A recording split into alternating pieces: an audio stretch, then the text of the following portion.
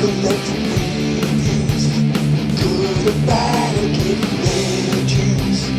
Restoration is on memories.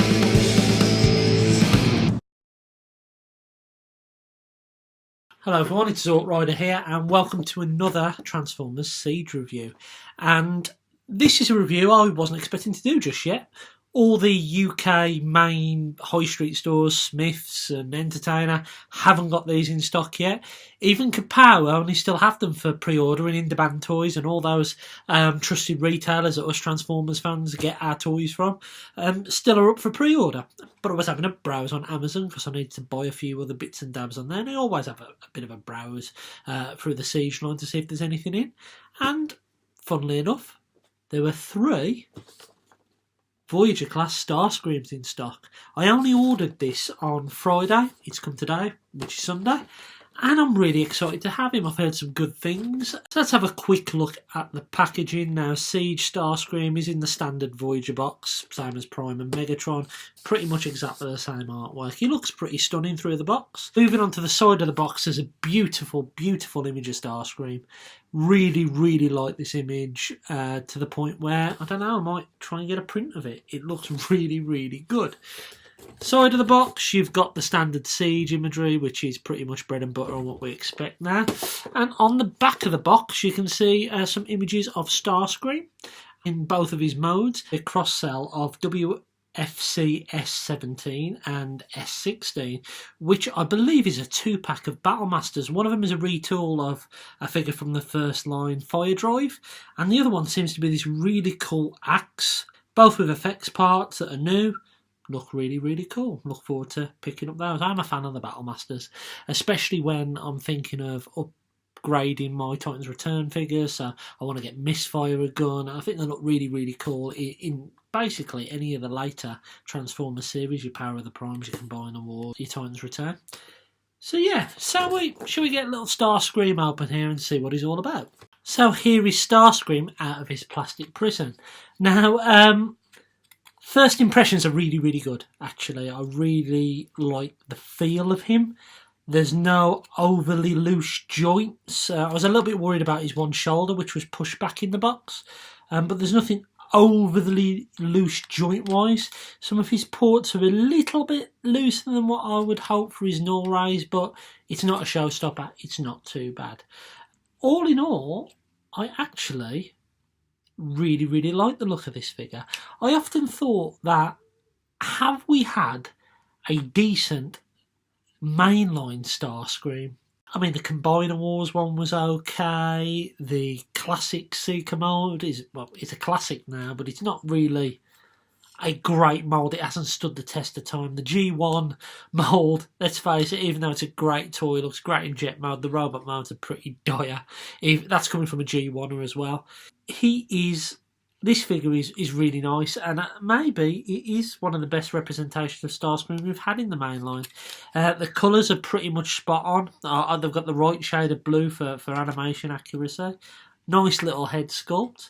The one thing that did hit me when this came out of the package was the fact that actually he doesn't come with that many accessories. If you compare his 2 null rays to what you get with Optimus Prime or Megatron, you get that big sword with Megatron, or you get the axe with Optimus Prime, plus you get the fusion cannon and Prime's classic blaster.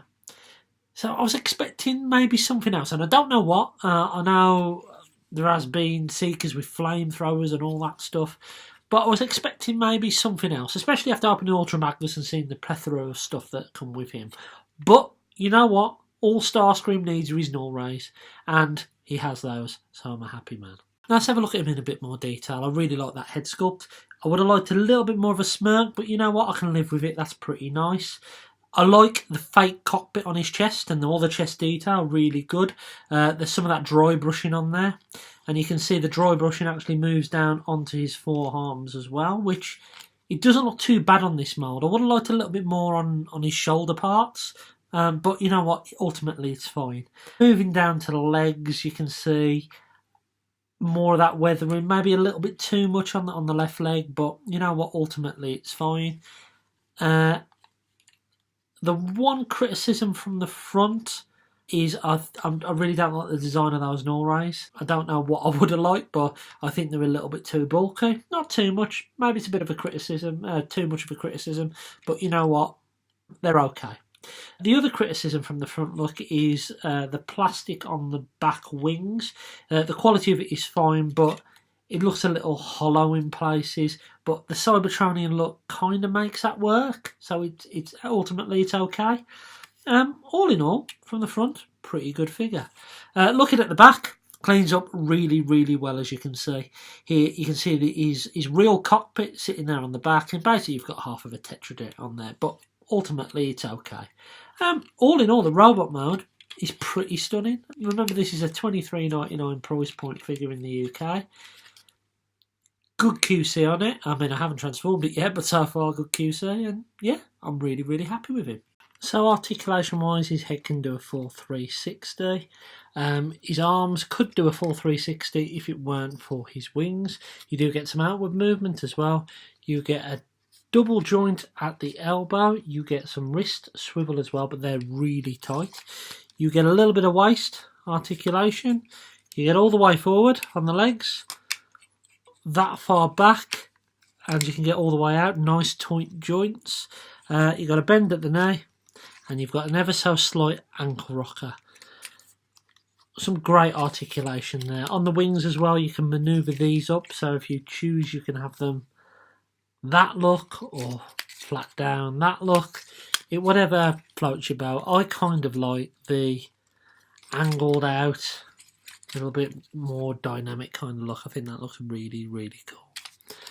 And of course, he actually has some light piping as well, which looks beautiful when you shine a decent bit of light behind it. Really, really well done. I've had to stick my glasses on in order to get this guy transformed. It's not too bad. It's a fun little transformation. Oh, and by the way, if you see that I've got a little plaster on my fingers, because I've decided to cut the top of my finger off like a fool. Anyway, it's a good, fun transformation.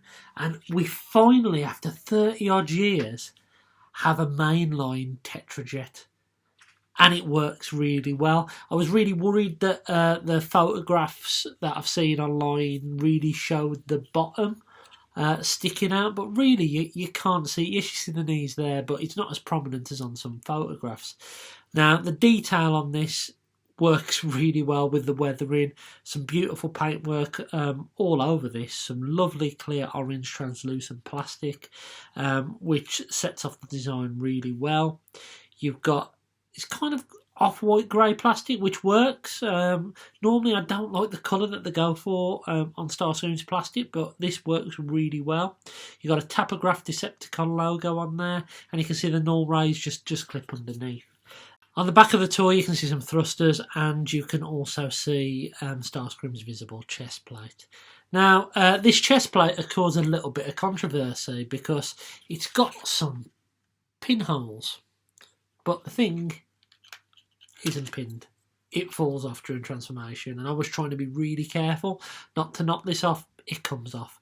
Now, I think it was Bolt Matrix talked about a fix you can do for this where you can pin it. I might try and do that. I've got drills small enough, so I might have a go at that at some point. But for now, I'm just going to leave him as is. So here is Starscream next to his first Masterpiece incarnation. You can see there how he looks. Here is Starscream next to the Classics Seeker mould. This is my Thundercracker.